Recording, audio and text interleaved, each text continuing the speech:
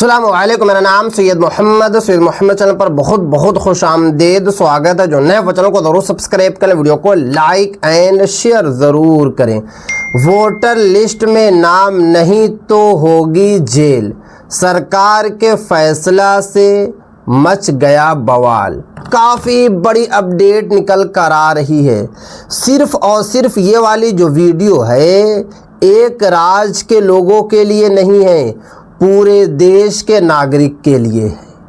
अगर आप बिहार के रहने वाले हैं, झारखंड के रहने वाले हैं, उत्तर प्रदेश के रहने वाले हैं, महाराष्ट्र के रहने वाले हैं, हिंदुस्तान के किसी भी कोने में आप रहते हैं, किसी भी राज्य में आप रहते हैं, किसी भी ज़िला में आप रहते हैं, तो ये वाली वीडियो आपके लिए काफ़ी ज़्यादा इम्पोर्टेंट है।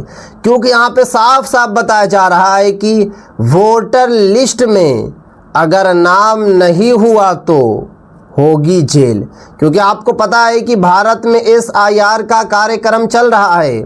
सबसे पहले बिहार में SIR हुआ, 62 लाख लोगों का नाम SIR से बाहर हो गया। उसके बाद 12 राज्यों में SIR चुनाव आयोग ने कराया। अगर मैं उत्तर प्रदेश की बात करूं तो 2,89,00,000 लोगों का नाम SIR से बाहर हो गया। 52 लाख लोगों का नाम SIR से बाहर हो गया, बंगाल के लोगों का।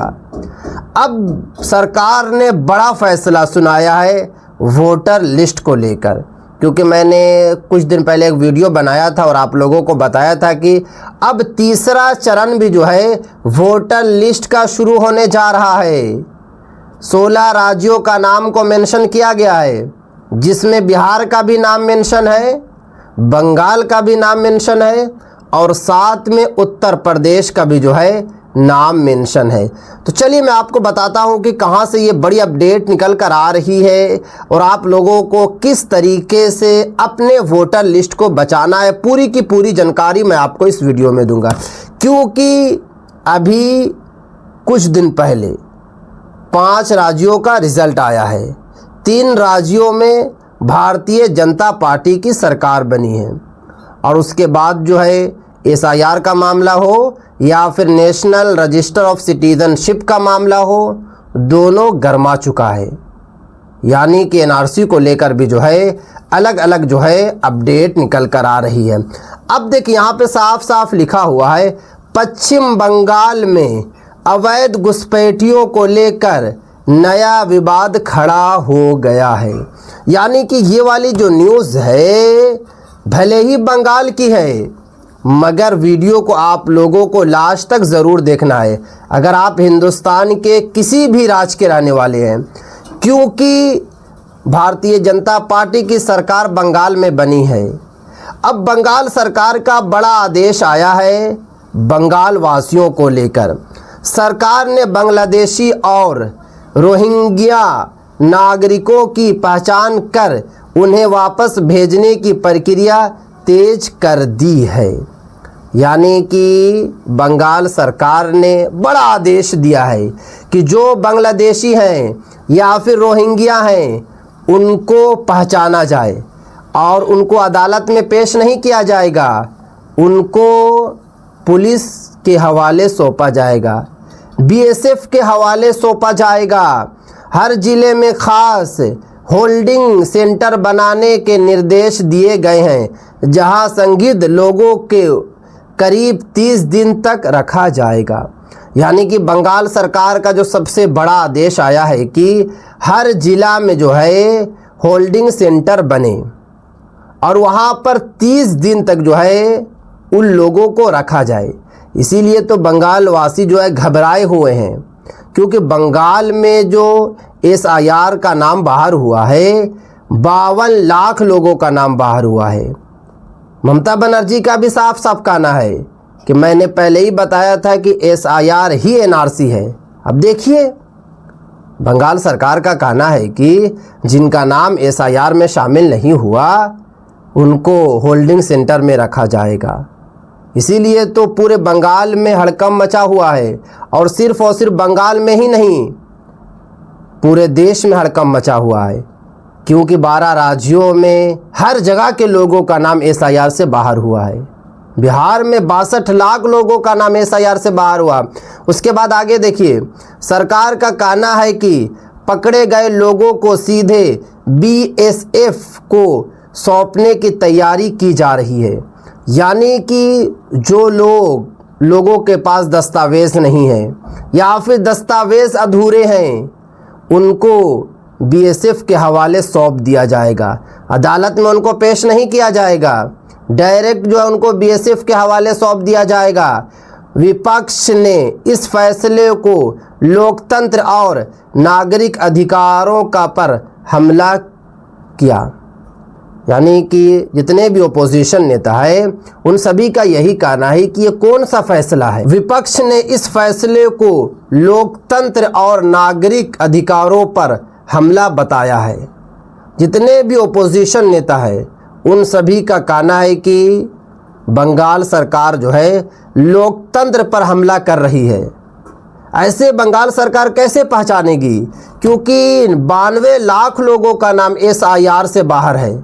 तो क्या 92 लाख जो है दूसरे देश से आकर बंगाल में बसे हैं, जिसमें 27% जो है वहाँ के मुस्लिम समाज के लोग भी हैं। वो लोग किस तरीके से फिर नागरिकता साबित करेंगे, ये बड़ा सवाल जो है बन रहा है। इसीलिए तो अभी हड़कंप पूरे तरीके से बंगाल में मचा हुआ है।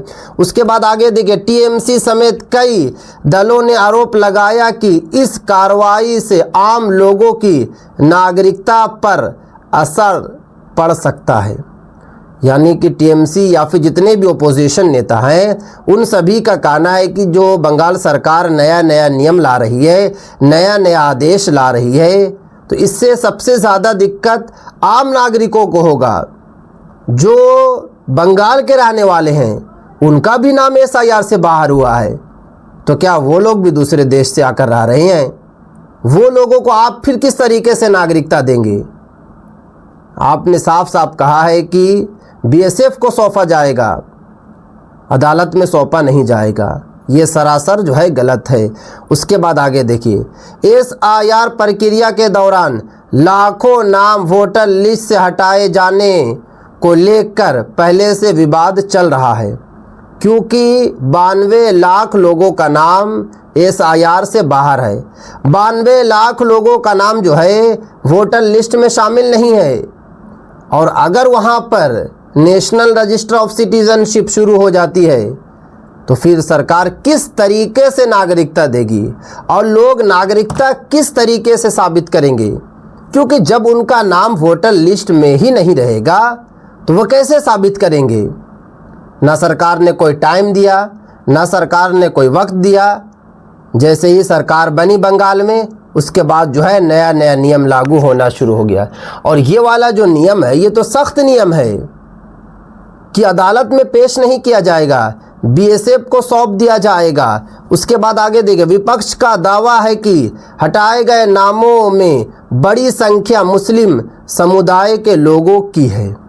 देखिए, विपक्ष के जो नेता है ममता बनर्जी का साफ साफ कहना है कि इससे तो फिर टारगेट मुस्लिम भी हो जाएंगे, क्योंकि सबसे ज़्यादा अगर नाम हटा है तो मुस्लिम समाज के लोगों का नाम हटा है। 27% मुस्लिम समाज के लोगों का नाम हटा है, क्योंकि बंगाल में लगभग जो है 27 से 28% जो है मुस्लिम समाज के लोग हैं। तो उनमें तो काफ़ी मुस्लिम समाज के लोगों का नाम एसआईआर में शामिल नहीं है। तो इससे उन लोगों को किस तरीके से नागरिकता मिलेगी? बीजेपी का कहना है कि अवैध घुसपैठ रोकना राष्ट्रीय सुरक्षा के लिए ज़रूरी कदम है। भारतीय जनता पार्टी का कहना है कि हम सिर्फ और सिर्फ जो है अवैध घुसपैठ को रोक रहे हैं। जो गलत तरीके से आकर भारत में रह रहे हैं, जो लोग घुसपैठिया हैं, उनको रोकना है, ना कि किसी और को परेशान करना। भारतीय जनता पार्टी ने जो कहा है वो 1 मिनट के लिए चल जाएगा, मगर आप लोग पहचानेंगे कैसे? क्योंकि 92 लाख लोगों का नाम जो है वोटर लिस्ट में शामिल नहीं है, तो वो लोग किस तरीके से अपनी नागरिकता साबित करेंगे? सबसे बड़ी बात तो यही है। और माइनर गलती की वजह से बंगाल वासियों का नाम वोटर लिस्ट से हटा है। छोटी छोटी गलती की वजह से जो है वहाँ के लोगों का नाम वोटर लिस्ट से हटा है। अब सभी की नज़र इस बात पर है कि सरकार अपने इस फैसले को कैसे लागू करती है। अभी जब से बंगाल सरकार का आदेश आया है उसके बाद से ही पूरे भारत के जितने लोग हैं सभी की नज़र बंगाल पर है कि अब किस तरीके से वहाँ पर जो है नागरिकता मिलेगी, किस तरीके से वहाँ पर कानून बनेगा और कानून बनने के बाद किस तरीके से नागरिकता दिया जाएगा और किस तरीके से घुसपैठिया को पहचाना जाएगा। क्योंकि अगर आप वोटर लिस्ट के आधार पर पहचानेंगे तो वहाँ के सारे लोग बाहर हो जाएंगे। अगर आप लोग जो है कोई और डॉक्यूमेंट्स मांगेंगे तो डॉक्यूमेंट्स के ज़रिए भी जो है लाखों लोग बाहर होंगे, क्योंकि बहुत सारे लोगों के पास जो है पूरा दस्तावेज़ नहीं है, आधा अधूरा दस्तावेज़ है, क्योंकि बहुत सारे लोगों ने कभी कोशिश ही नहीं किया। और जब कोशिश किया तो अभी आपको पता है कि भारत में जिस तरीके का माहौल क्रिएट है, लोगों का कोई भी डॉक्यूमेंट्स नहीं बन पा रहा है। वो आधार कार्ड हो या फिर पैन कार्ड हो या फिर राशन कार्ड हो या जन्म प्रमाण पत्र का मामला हो या फिर पासपोर्ट हो, कोई भी दस्तावेज़ जो है तैयार अभी फ़िलहाल में नहीं हो पा रहा है। तो आप लोग जो है इस वीडियो के कमेंट्स में अपनी अपनी राय को ज़रूर रखें कि आप लोग जो है ये वाले नियम को या फिर बंगाल सरकार के आदेश को किस तरह से देख रहे हैं। कमेंट्स करके आप लोग अपनी अपनी राय को ज़रूर रखें। तो ये थी आज की काफ़ी इंपॉर्टेंट वीडियो। अस्सलाम वालेकुम।